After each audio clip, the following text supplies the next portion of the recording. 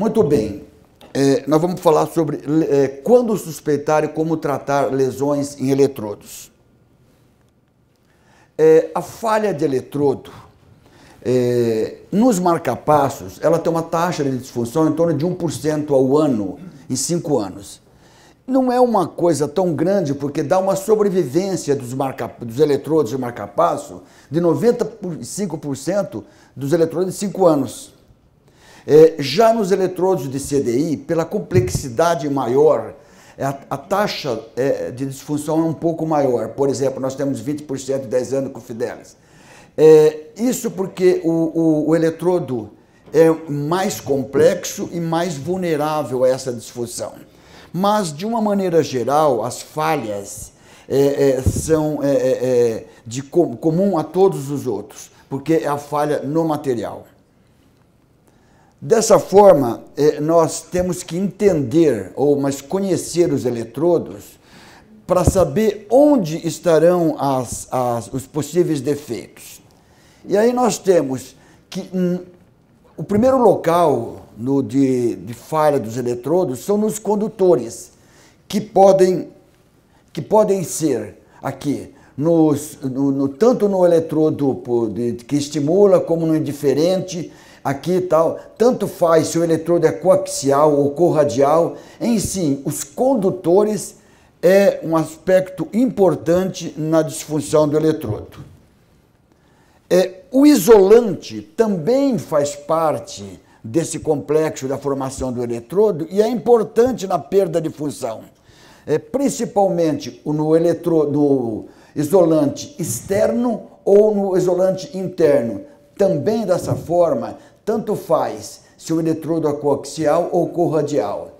Enfim, nós vamos então, nos mecanismos de falha de eletrodos, nós vamos ter ou nós vamos ter uma fratura do condutor, ou nós vamos ter uma ruptura do isolante interno ou externo. Então, sobre esses dois aspectos é que nós temos que investigar para fazer esse diagnóstico. Para entender como nós vamos fazer essa interpretação, é importante que a resistência ou a impedância, que quando se trata de parâmetros de eletrodo é praticamente a mesma coisa, nós vamos poder usar uma analogia elétrica baseado numa mangueira com o bocal. A resistência normal é causada pela fricção da mangueira e do bocal.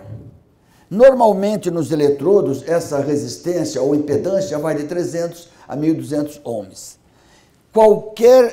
É lógico, essa resistência então permite uma passagem do fluxo.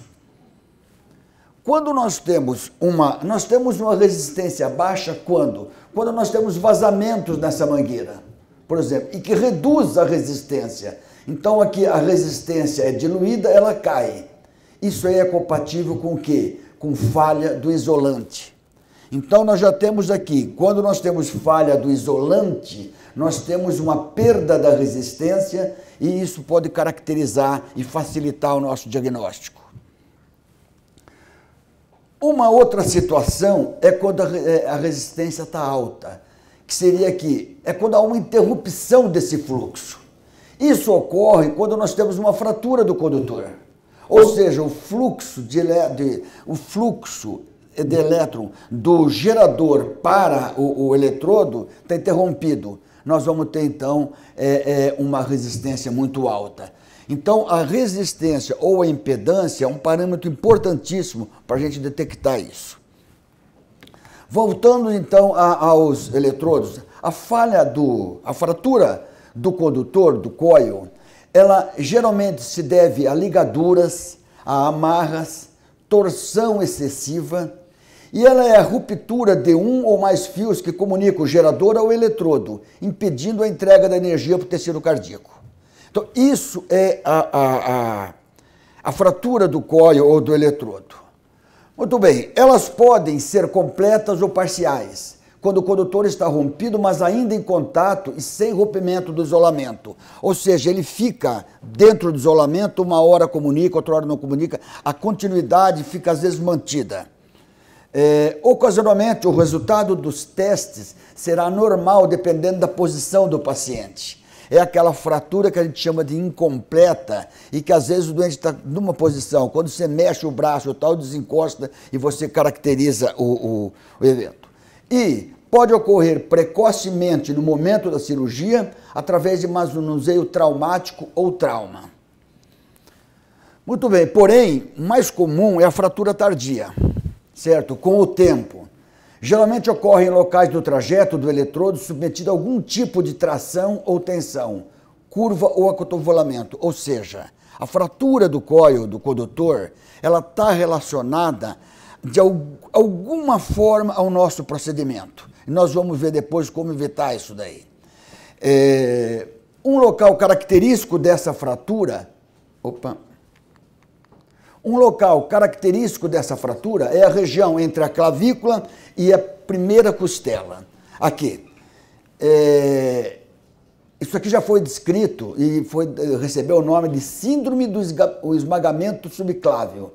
É aqui quando a clavícula e a primeira costela se comunicam. Às vezes, você nota que dependendo da punção que você fez, você vai ter dificuldade de passar nesse lugar.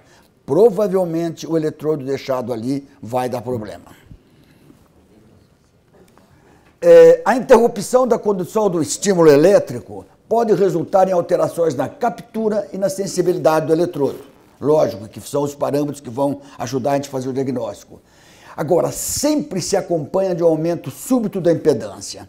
Isso a gente precisa estar de olho em toda avaliação que a gente faz periodicamente. A impedância é importante porque é ela que vai nos dar uma noção da integridade do eletrodo.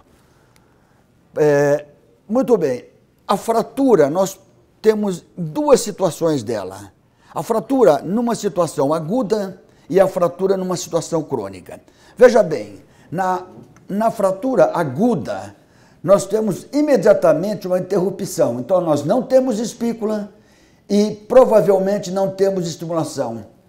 A fratura aguda com separação da espiral, você tem uma ausência do fluxo de corrente, o fluxo é interrompido. A impedância é alta e o resultado é a ausência da espícula e a perda da estimulação. Muito bem, esse caso, por exemplo, retrata bem uma situação dessa. É um paciente que foi fazer, como era dupla câmara, ele não tinha tanta sintomatologia, porém ele foi fazer uma avaliação e o que a gente notou? Que a impedância estava acima de 2.500 ohms. Muito bem, quando nós fomos reparar, nós tínhamos aqui um eletrodo e que pela impedância a gente sabia que era o eletrodo atrial. Então nós tínhamos a perda da captura atrial, que só foi corrigida após a cirurgia, em que nós voltamos a ter o sincronismo AV e nós voltamos a ter a impedância dentro da normalidade. Muito bem, essa é a fratura aguda. Na fratura crônica, essa é uma situação extremamente desagradável e que é aqueles pacientes que a gente acompanha, a gente acha que tem fratura, mas não consegue comprovar. Por quê? Porque se cria uma situação desse tipo.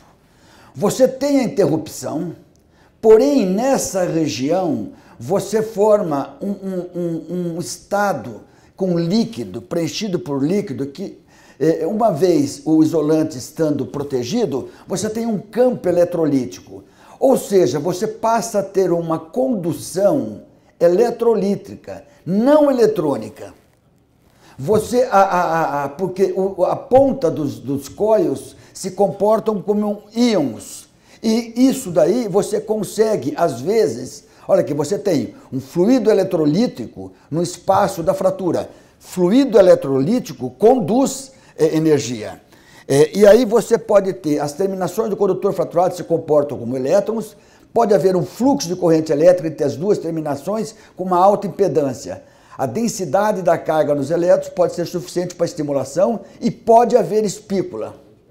Certo? Então, esses casos são mais difíceis de você fazer, são aqueles casos que pega a gente suspeita, e a gente chama, entre aspas, de fratura incompleta. Tal. Não, não é. É a fratura crônica. Muito bem. Sempre aumenta a impedância. Sempre aumenta a impedância.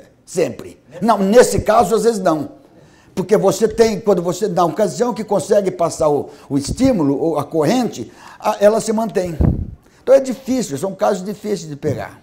Muito bem, as fraturas dos condutores são, a impedância alta nos dá uma clara evidência disso.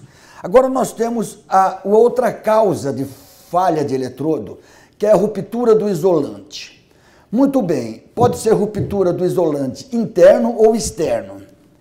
As causas são mecânicas, geralmente por estresse. Pode haver uma oxidação iônica induzida pelo metal, porque é o metal em contato com aquele polímero. E existe uma situação bastante comum, que é a erosão ou abrasão por compressão. É chamada de cold flow. Esse cold flow, na realidade, é quando você tem uma pressão sobre aquele isolante. E o que acontece? O isolante vai sendo expulso. Ele vai sendo expulso. Chega num ponto que isso daqui vira ruptura. Então é muito comum.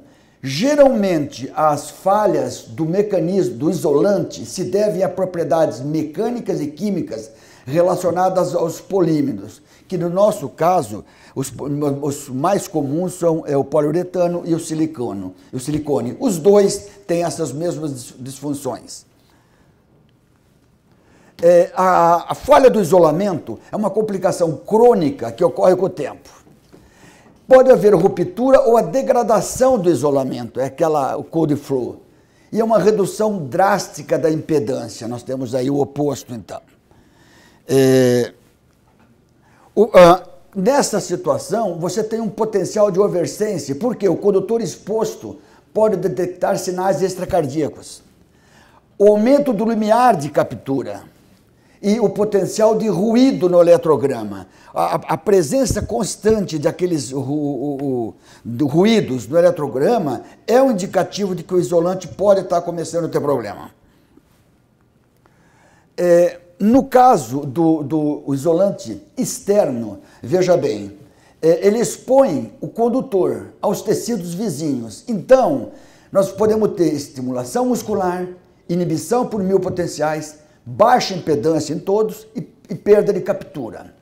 Esse daí é mais comum, e era mais comum quando nós tínhamos a configuração do eletrodo unipolar. Hoje em dia quase todos são bipolares, mas nessa ocasião, por quê? O unipolar tinha apenas um espiral do condutor e um isolante externo, só isso. Ele provocava essa estimulação do músculo, inibição, e haver diminuição da voltagem para o eletrodo com perda da captura. Esse é o isolante externo. Muito bem. Quando nós temos falha do isolamento interno, veja bem, é esse isolamento aqui, certo? O que acontece? Ele também pode dar perda de captura, make break signals, isso aí é sinais de ruídos.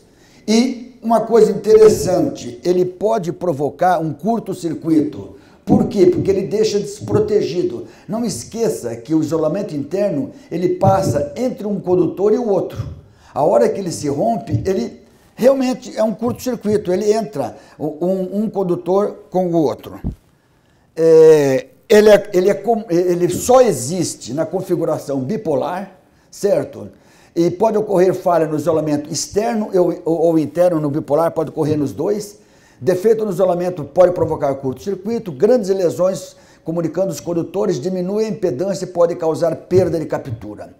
Existe uma situação de urgência que a gente pode ligar, que é a programação temporária em sensibilidade e estimulação unipolar. Porque nós temos o problema aí quando está como bipolar. Se a gente transformar aquilo só num unipolar, muitas vezes a gente consegue um estímulo e consegue manter. Não é a situação ideal e nem definitiva. Depois, então, o eletrodo precisa ser substituído. Aqui, por exemplo, está um exemplo, o paciente que estava acompanhado sempre, praticamente assintomático e estava próximo até da bateria. Só que o seguinte, ele sempre cursava com a impedância baixa. Aqui nós temos esse doente, então, quando nós fizemos alguns movimentos na avaliação dele, nós vimos isso aqui. Ele perdia o comando, certo? E foi necessário a ação. Quando nós fomos fazer uma avaliação, o que nós observamos? Nós observamos isso aqui, que realmente nós tínhamos o isolante estava comprometido, certo? E esse doente, então, teve o sistema substituído, o eletrodo substituído. Bom, como considerações finais agora, nós temos que saber como é que nós vamos prevenir. Muito bem, o que eu quero deixar de uma mensagem é que, apesar desses defeitos, as falhas dos eletrodos, serem ao longo dos anos, a causa se iniciou no ato operatório. Foi lá que nós demos condições daqueles eletrodos se envolverem daquele jeito. Então, eu consegui elencar algumas observações, algumas recomendações que são, em parte, que a gente achou, a gente não tem isso aí tão esclarecido na literatura, e, em parte, é da experiência ao longo dos anos. Que seriam, primeiro, todas são no ato operatório. Manuseio cuidadoso do eletrodo. O eletrodo, nós mexemos ele com bisturi, com tesoura, com tudo. É muito fácil a gente deteriorar o isolamento. Fixação dos eletrodos sempre sobre os slivers, aquelas luvas. Nunca fazer amarra direto no eletrodo. Se a gente fizer amarra direto do eletrodo, ele vai ter isso aqui, ó. Isso aqui foi um eletrodo que foi amarrado diretamente para fixar. Então, o manuseio cuidadoso do eletrodo. Ainda no ato operatório, evitar a introdução dos eletrodos numa única punção. Veja bem, às vezes é difícil a punção, então a gente faz uma punção, passa um guia, passa o eletrodo e depois tenta aproveitar a outra, força a passagem de um outro guia. Esses eletrodos, eles vão ficar pressionados um ao outro e vão ter problema de falha no isolamento. Fixar o gerador na loja. Então aqui, ó, evitar a produção dos eletrodos, sempre fazer com punção separada. Fixar o gerador na loja é importante, e acondicionamento adequado do gerador e de eletrodos. Existe uma situação particular, é quando você coloca, normalmente a gente coloca os eletrodos atrás do gerador, os excedentes, quando você coloca uma loja submuscular, a pressão do eletrodo na costela, no gradil costal, pode levar àquele tipo de degeneração do isolante. Então, nem sempre é o ideal aquela loja submuscular. É preciso que ele tenha uma proteção em volta. Também no ato operatório, evitar a introdução e progressão do eletrodo com resistência na região. Não adianta, quando a gente começa a ter resistência aqui, é melhor não forçar, é melhor tirar essa punção, utilizar outra punção, porque provavelmente nós estamos passando esse eletrodo naquela região entre a clavícula e a primeira costela. Vai dar problema. Então, está aqui. E nesses casos, quando você não consegue mais, é a punção alternativa supraclavicular, porque você evita essa dobra. Então, você vem aqui por cima e você desce direto. E depois, você faz a tunelização. Não pode dar uma situação e resolver esse problema. O negócio é o seguinte, não forçar a introdução aqui e nem passar os dois no mesmo guia, porque vai virar isso daqui. Aqui, além de estar numa região de estresse, também está um eletrodo erosando no outro. E por final, nós temos uma situação que é mais ou menos a falsa fratura do condutor. Por quê? Nos eletrodos de fixação ativa, o torque excessivo na extensão e na retração do screw-in pode resultar em perda da integridade na região das junções. Que junções? Essa junção aqui e a junção na junção distal e na proximal. Isso se comporta futuramente como se fosse uma ruptura. Mas, na realidade, não é uma ruptura. Foi a perda daquela solda e que nós provocamos por um excesso de extensão e retração. Muitas vezes a gente coloca numa posição não está boa, vai e volta, ou se não, tanto é que vem a recomendação de você fazer o screw-in rodando 12, 13 vezes e tal. A gente às vezes entusiasma, vai para 20, 30, tal. Esse excesso é que leva a isso aí e vamos ter no futuro uma perda de comando alta provocada por esse tipo de defeito. Muito obrigado, Paixão.